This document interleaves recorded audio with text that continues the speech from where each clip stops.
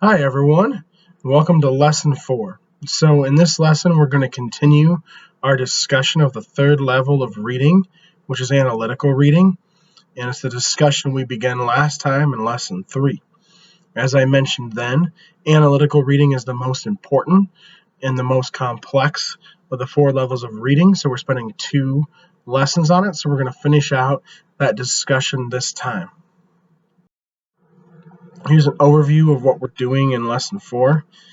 First and foremost, we'll address exactly what I just said, analytical reading, and then we'll take the skills we discuss in this first part and use those skills in several other portions of the lecture. Particularly with analytical reading, we'll look at chapters 10 and 11 of How to Read a Book. So chapter 10 is called Criticizing a Book Fairly, and chapter 11 is Agreeing or Disagreeing with an Author. And so you'll see when we get to that portion of the lecture how we've been building on what we've learned already, and that within the third level of reading, analytical reading, there are 3 stages of analytical reading. So last time we covered stages 1 and 2. This time we'll cover stage 3, which is how we get to the point where we can say we agree or disagree with what we just read. That's kind of like the pinnacle, the top of the mountain. So that's where we're going to get today. And that will conclude our first study into how to read a book.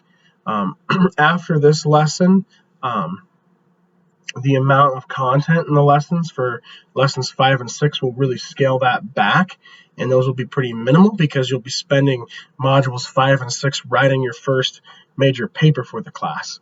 And that's like the midpoint of the quarter, the midterm, if you will. And so after module 6, after you turn in the final draft of your first major paper in module 7, we'll get back into how to read a book and go over the 4th level of reading, which is syntopical reading, which is bringing together different ideas from different texts, making connections. So part 1, we'll get to that pinnacle of analytical reading where we can agree or disagree with an author, and then in parts 2 and 3 we'll look at some examples and use the strategies we learned to see if we agree or disagree with those authors.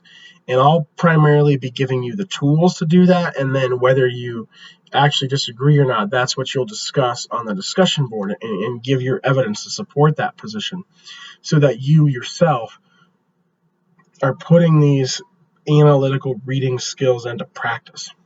So what are we going to critique? Well, in part 2, we're going to look at a controversial advertisement from a couple of years ago, the "We Believe the Best Men Can Do" ad by Gillette was really controversial, and so that's a great example. People are really divided on that ad, so it's a great example to just dive in and apply some of these strategies to something very real from our lives, an ad we've probably all seen, and see how these strategies from How to Read a Book are relevant and helpful today. And then you can, on the discussion board, if you want, agree or disagree with that advertisement. And we'll also look at an article that provides its own critique of the ad to see how someone, a professional, has critiqued the ad, to kind of give us an example to draw on when we go in and do our critiques. In part 3, we'll be agreeing or disagreeing with the message of a literary work. So we'll look at one more Agatha Christie, Hercule Poirot story called Murder in the Mews, and we'll see how an author can convey a pretty powerful idea through a work of fiction, because in part 2 we're looking at nonfiction, and then again on the discussion board you can either agree or disagree with that idea using the strategies from How to Read a Book. And just as we'll be scaling back the lectures and taking a break from How to Read a Book for modules 5 and 6, we'll also take a break from the Hercule Poirot stories while you work on your first paper and resume those in module 7. Okay, so here we go.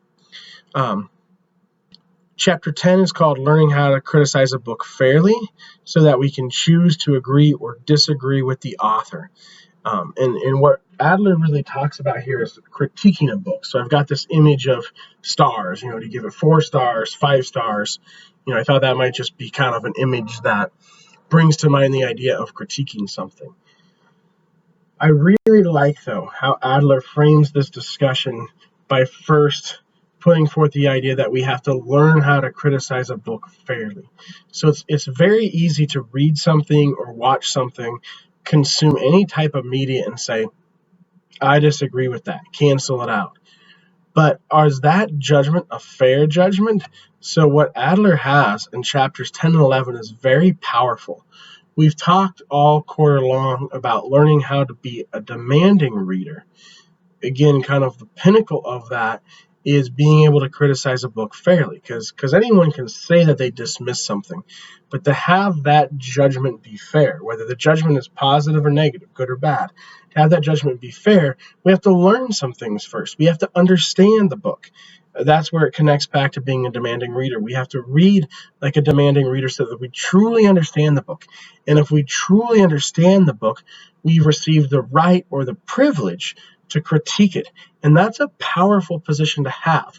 So what Adler does in chapters 10 and 11 is show us the power we can gain from becoming a demanding reader. And that's why we're reaching the pinnacle here of our first foray into how to read a book.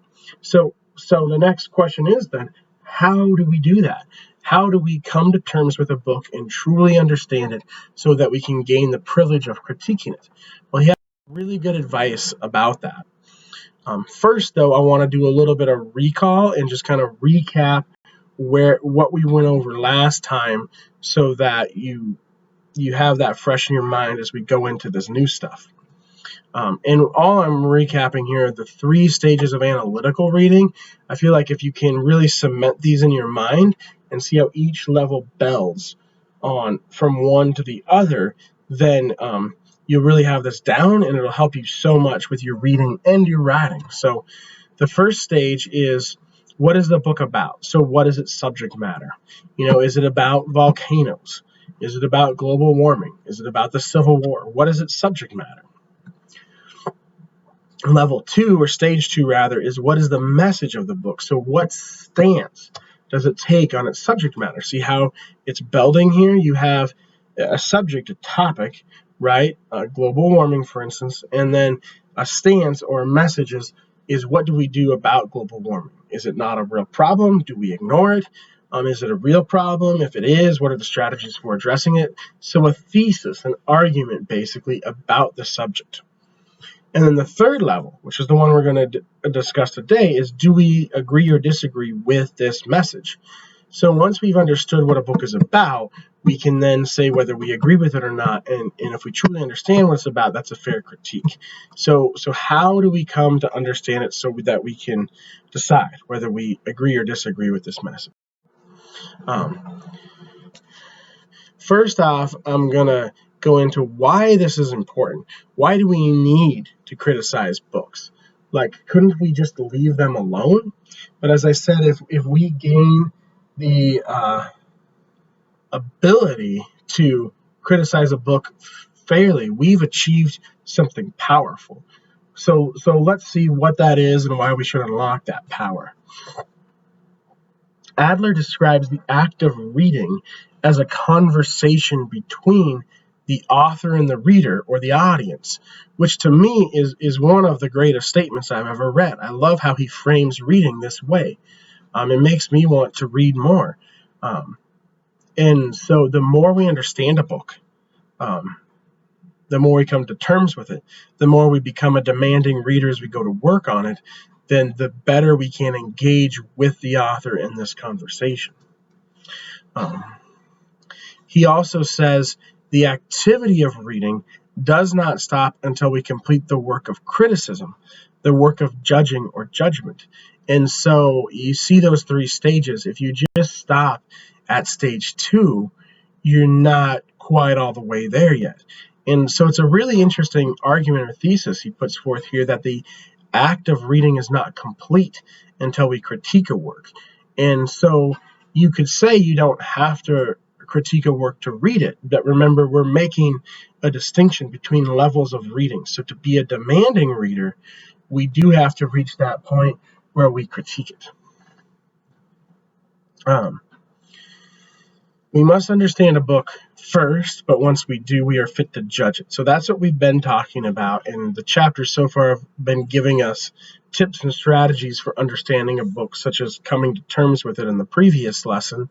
So now we're going to continue to build on those with even more strategies here. And then if you get to this point, if you get to a point where you are understand the book well enough that you are fit to judge it, then readers have elevated themselves almost to equality with the author. Now they are fit to exercise the rights and privileges of their new position. So this is what I was saying, is being a demanding enough reader to truly understand what the book says. You then have the power to critique it, and that's a powerful position. And so the more you read, the more you learn, the more informed you are to make statements, make claims. We live in a culture where people are constantly making claims, but they don't always have the credibility to back up those claims. Remember, we talked about the different appeals of emotion, timing, logical reasoning, and credibility.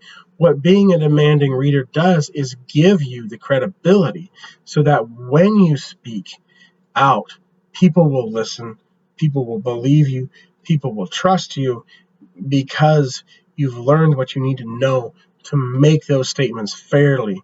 And that is a powerful thing always throughout history, but especially in our culture today. Finally, he talks about the role of rhetoric, which is being a responsive and a responsible listener. So in the first two stages, you can respond to what the author says. But in the third and final stage, you become responsible. You have an obligation, a responsibility. So then that responsibility is to take a position. Not just did you read the book, did you understand what it means? What did you think of the book? What of it? That's your responsibility if you're a fully engaged, demanding reader. And if we build on this idea of rhetoric and being a responsible listener, a listener or a reader with an obligation to take a position, this becomes more and more culturally important, as you'll see on the subsequent slide. And this is this cultural responsibility, you could call it, of taking a position once you've read something and understood it. This has to do with the liberal arts. A university like Eastern Washington University is a liberal arts university. And what does that term mean?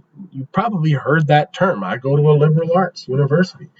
But has anyone ever explained to you what it means? Well, Adler explains it here, and I think this is one of the best statements in his entire book. So this is right where I was just quoting from, where he's talking about being not just a responsive, but a responsible reader. This is what he says. You are responsive to the extent that you follow what has been said and note the intention that prompts it. But you also have the responsibility of taking a position. When you take it, it is yours, not the author's. To regard anyone except yourself as responsible for your judgment is to be a slave, not a free man. It is from this fact that the liberal arts acquire their name. So it's a pretty bold statement and a pretty aggressive metaphor when he compares, not doing this to slavery. But he's trying to drive his point home, and I think the point is very important, and I think that's why he uses such a strong metaphor. But what he's saying here is you are responsible for the things you say. So if you say something and someone criticizes you and you blame someone else, you are giving up your freedom. And so how do we become free enough to make statements? Well, through gaining knowledge and understanding. How do we gain understanding? Through being a demanding reader. So being a demanding reader frees us from the tyranny of being subject to just following what others say and doing what they say and repeating them. Freeing yourself in this way means you can make your own statement about something. And that's why it's the liberal arts. It doesn't have anything to do That title, liberal arts, doesn't have anything to do with what we would in the modern day call a liberal political position. It could be liberal, conservative, anywhere in between or anywhere else, as long as you've obtained the knowledge and understanding from being a demanding reader that you are then fit to render judgment on the topic and make this statement. And so that's really the goal for this class. That's what I'm hoping you'll learn to do in this class, and in that sense, truly embrace the true definition of gaining a liberal arts, earning a liberal arts degree.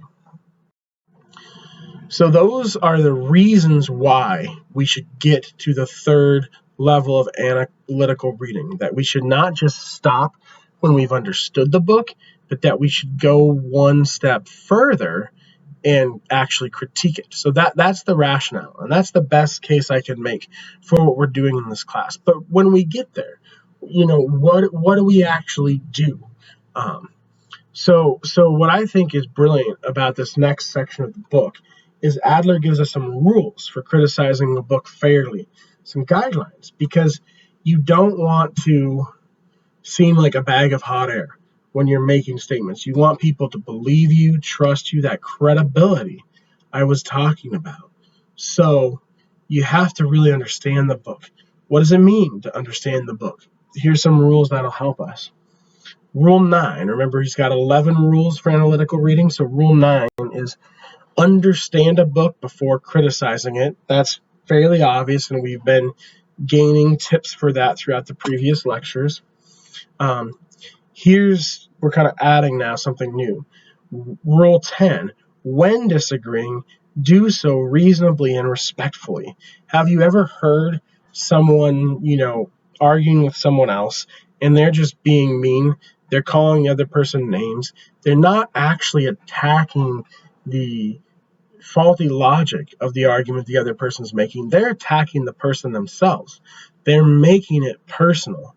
So that's not reasonable, and it's certainly not respectful. So when you disagree, do it in a reasonable and respectful way. An ideal liberal arts education would involve this, where we can come to the table with very different opinions, really talk through them, and love and respect one another despite our differences. And this is where being a demanding reader comes into play. Because if someone is attacking someone, making it personal, instead of just responding reasonably when they disagree, they don't have the knowledge and understanding to back up their position. Their position is weak because they don't have the knowledge and understanding to back it up. So they turn to personal attacks. But if you have the knowledge and understanding to back up your position, you can defend it in a reasonable and respectful way and get along with the people who disagree with you, which is what we need in this country. So when disagreeing, do so reasonably and respectfully, and being a demanding reader will give you the knowledge and understanding you need to be able to do that.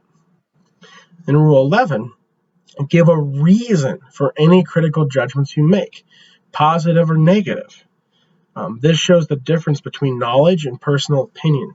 So in a minute, we'll talk about the word criticism. We can do it now, but we'll talk about it more throughout the lecture, because criticizing a book doesn't mean you're saying it's bad.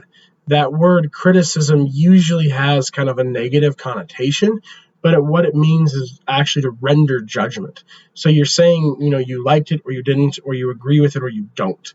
So it can be positive or negative. I should have clarified that earlier. But whenever you make a judgment, be it positive or negative, you give a reason for it. Why do you think this? And so that shows the difference. Giving a reason shows the difference between knowledge and personal opinion. Again, when someone is just blowing smoke and making statements without any credibility or logic to back them up, they're not giving a reason why. They're just saying the same thing over and over again. It's circular reasoning. So again, if you've been a demanding reader, you have the knowledge and understanding to back up what you're saying. You give a reason why. I believe this because ... fill in the blank with that understanding. And this is really true when you write thesis statements and papers. You don't just state your argument, right? You state your argument, then you say because, and you give the reason why you believe in that argument, why you're taking that position. So these are really good rules that if we've been a demanding reader and we understand the book, will enable us to critique the book fairly when we either agree or disagree. That'll be a fair judgment if we've done these things. So moving on to the next chapter, he talks about prejudice and judgment, which is really helpful and important because no matter how good of a reader we are, no matter how much evidence we have to back up our position, we always have inherent prejudices that influence our judgment. And so to be a demanding reader and to render judgment fairly, we need to be aware of those prejudices, both in ourselves and in the author with whom we're engaging. And when we become the author, we need to be aware of our own prejudices as well as those of the audience to whom we're writing. So how can we do this? The first thing to think about is emotions. Be aware of your emotions. Give reasons rather than vent feelings. Now, if we're trying to persuade someone, writing a paper or talking to them, whatever the context, emotion can be a useful tool, as we've talked about. But of the four tools, credibility, logic, timing, and emotion is the most risky because it's the one that can most easily lead us astray into personal opinion. So we should incorporate some emotion when we're persuading others, but we shouldn't rely too heavily on it. If we do, we risk falling off a slippery slope and entering into personal opinion that isn't backed up by the knowledge and understanding we've gained through reading. So emotion is important. It has a place, but it can't be the sole appeal of our argument. And certain situations call for more emotion than others. For instance, making an advertisement would demand more emotion than writing a paper in a class, which would rely more on logic. But these cautions that come with emotion apply to all situations, even ones that demand the most emotion. So rely more on logical reasoning than emotions. Make your own assumptions explicit. So whenever we make an argument or a claim, there's some assumption behind it. Like if you say, for instance, we should work to stop global warming because global warming is bad for the planet, you've got an argument, right? We should work to stop global warming, and you've got a reason because it's bad for the planet. But that makes an assumption, right? It makes an assumption that you and your audience both believe saving the planet is a good thing. Now, I have met some people who outright reject this idea. And again, we should be able to disagree fairly on things and reasonably and respectfully. So you got to know, going into any writing or rhetorical situation, what your assumptions are and what the assumptions of your audience are. And if you don't have the same goals, your task of persuading your audience becomes more complex. Whereas if you have the same assumptions and goals, you can more easily connect your argument to your audience. So we all have assumptions, prejudices, bias. We need to know ours and our audiences. And when we're reading a book, when we're the audience, we need to know the assumptions, prejudices, and biases of the author. Impartiality is a good antidote for the blindness that is almost inevitable in partisanship. So partisanship means having an opinion on something. That can blind us when we have a strong opinion about something. So trying to be impartial is helpful. Now, it's impossible to be completely impartial, right? Because if you have an opinion, you have an opinion. And this class is all about learning how to support your opinions so that they become more than opinion, that they become persuasive arguments. But even though it's impossible to be completely impartial, striving for some impartiality is a good thing. In other words, take a minute and put on the shoes of the other person, right? If you're making an argument, what does the other side think? Why do they think and feel that way? Now, you don't need to do that the whole time you're making an argument, right? Because you don't want to reverse your course. You want to stay firm in your position. But taking a few minutes to think through what the position of the other person is like, to walk in their shoes for a few minutes can help you be more reasonable and respectful, right? Like we talked about on the last slide. So try to read sympathetically was what we could call this, which means to take the other person's point of view from time to time, not the whole time, but during part of the communication, the writing, the composition you're doing. All right. And then let's round out this discussion by saying, hypothetically, if you do disagree with someone, what might be some reasons you could give for disagreeing with that author? You could show where the author is uninformed, misinformed, or illogical. And you could show where the author's analysis or account is incomplete. So uninformed, misinformed, illogical, or incomplete. These are the four most common reasons. Now, if you read the chapter, you know that Adler goes into a lot of detail on each of these. And so I'm not going to go over all that now for the sake of time.